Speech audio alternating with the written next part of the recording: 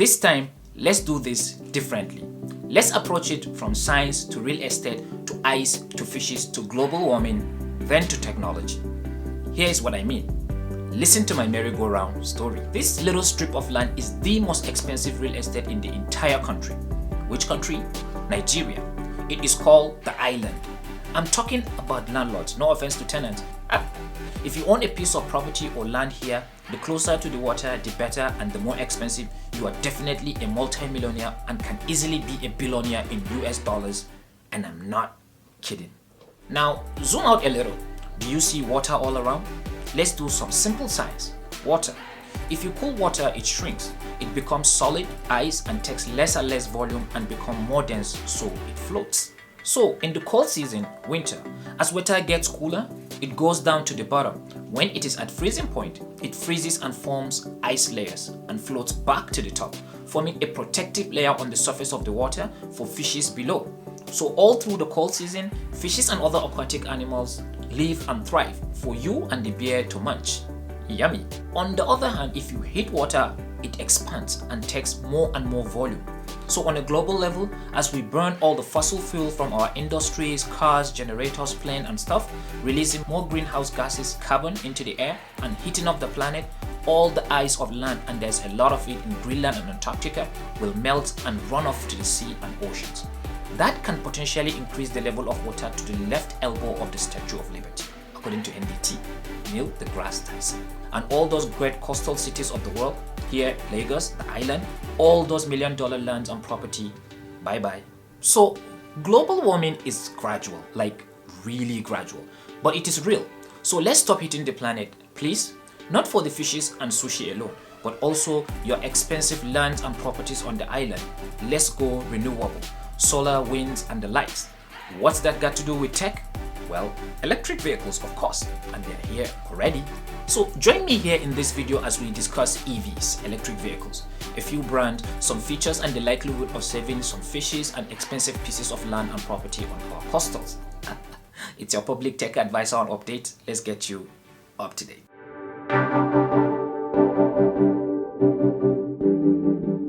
Now that we put this into perspective, there are many electric vehicles, but we will just get into 3 brands: Tesla Model S, Hyundai Kona Electric, and Kia Niro EV. Let's go. The Model S is a 5-door liftback sedan. The 2021 latest is the long range and deployed that comes with new interior design, uniquely Tesla. Just a plain dashboard, 17-inch touchscreen, and a halved weirdly shaped steering wheel with a digital speedometer. The back seat row is designed for 3, with a small gaming screen, phone holders with multi-device Bluetooth, wireless USB chargers for each of the passengers, 22 speaker audio system with a lot of space for storage in the front and rear trunks. For performance, with a peak power equivalent to 1020 horsepower, it can go up to a speed of 322 km per hour, 0 to 97 km per hour in 2 seconds, and can travel 628 km on a single charge.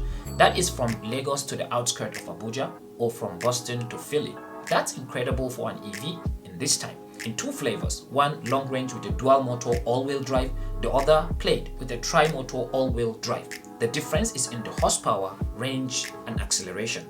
As if long range and quick acceleration are not enough, the Model S comes featured with 360 degrees rear, side, and forward-facing camera for maximum visibility, 160 meters long-range radar to sense distant objects, and 12 ultrasonic sensors to detect nearby cars and objects for collision prevention and parking assist. For some extra charge, you can order the autopilot feature that enables the car to steer itself by itself while you relax.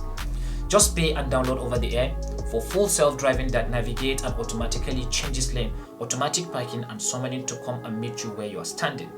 Imagine that. For safety, it is designed to sustain high impact on all sides. The front is protected with high impact bars behind the bumper. The sides are reinforced with high strength architecture to sustain collision, while the weight of the battery is spread out evenly to lower the risk of rollover. Topped with an automatic emergency braking system.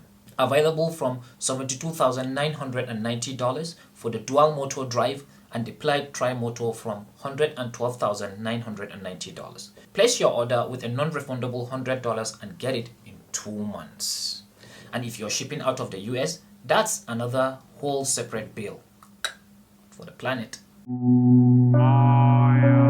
Kona Electric is a compact SUV, 4 doors, lift back, 5 passenger. Cute and cuddly, says the skipper. But let's skip straight to the interior. The cockpit is packed, buttons all over, digital dashboard, 10.2-inch display, center console with 2 cup holders, USB charging, transparent navigation display right out in front, button press, gear shifting. Grillless front bumper because you don't need grills, in 2-tone and single-tone colors you can choose from. Twin headlamp, LED rear lamp and 17-inch alloy wheels. Batteries spread out on the floor of the car that drives the electric motor in 2 versions. A 39 kilowatt hour with a top speed of 155 kilometers per hour and a driving range of 312 kilometers. And a 64 kilowatt hour version with a top speed of 167 kilometers per hour with a driving range of 482 kilometers per hour on a single charge. The Kona Electric can do 0 to 100 kilometers per hour in 7.6 seconds with a huge instant torque. After you exhausted juice, recharging is as simple as connecting the plug out in the front. Look at the grillless stitched up pattern. You can charge with a household charging socket and will full charge in 28 hours, or with an installed charger at your house that will full charge in 9 hours. Or if you have a 100 kilowatt hour DC fast charger that will charge 0 to 80% in 5 minutes. 80 to 100% is much more slower. Then the driving mode. The normal mode for regular driving, the sport mode for high-speed driving, and the eco mode for maximum efficient use of battery power. There is a vest button that plays a sound as you drive to let you and people know that there is a vehicle around. Otherwise, there is no sound, and that could be dangerous. And that is the Kona EV in brief. The 39 kilowatt hour version cost around $49,000 to $50,000, while the 64 kilowatt hour version cost around $70,000 to $75,000. That is what the website says, depending on your country. The Kia Niro EV looks a lot like the Hyundai Kona Electric, but a bit bigger.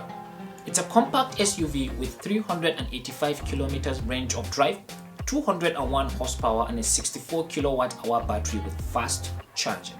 The interior looks elegant. The seats are a mix of cloth and trim of leather, with the version that comes with blue accent and the other without. The dashboard comes with an 8-inch color touchscreen display with Android Auto and Apple CarPlay, and a 7-inch digital speedometer, otherwise called Supervision Instrument Cluster. Ooh, fancy. Safety-wise, it's a bunch of features. Forward Collision Avoidance Assistance, FCA, Blind Spot Collision Warning, BCW, Rear Cross Traffic Collision Warning, RCCW, Smart Cruise Control with Stop and Go, that's SCC with SG, Lane Following Assist, LFA, Lane Keep Assist, LKA, and Drive Attention Warning, DAW, to monitor you and your eye movement for when you are on a call or looking down to change the station or even falling asleep, to send a shock wave of pungent sound to your ears to yank you back to reality. It comes in 2 models, EX, which start from $40,000, and EX Premium starting from $45,000, that comes extra with sunroof, adjustable blue accent coloring and lighting in the interior, heated front seat, slightly larger 10.24-inch touchscreen, more choices of radio, woofer sound system, and wireless phone charger. These are the tech of mobility of our time. Mind you, these are not all of them, these are just some of them. There's a lot more out there, and more are still coming as the industry work to perfect the tech and research more to innovate. So you go think hard. Which side of history are you going to be on? You can just let me know down in the comment section. So don't get me wrong, electric cars are coming gradually, but just like global warming, it is going to take time. It's not going to be like boom and they're here. It's going to take time. There's a lot of support services to be put in place. The dealerships, the service centers, charging stations with coverage across a wide range of locations, which are the most important. Just take a look at the charging stations available now around the world. United States, Europe, India, China, and only 2 in Africa. Hey, that's what it says on the map. EVs are gaining a lot of interest and there's a lot of investment going into them, and to prove that, Just watch how Tesla stock keep performing over time. See where it's headed, making Elon Musk the richest man in the world recently, and now I think he is the richest. Digitally, at least. This is an indication of where money is moving into and the way the world money people see it or perceive it. EVs are the future. So what do you think? Would you buy one? Or do you hate them? Or you just don't care? Let me know down in the comment section. Like, share and subscribe if you haven't. If you have, then I say thank you. It's your public tech advisor. Thank you for watching. Until the next one. Cheers.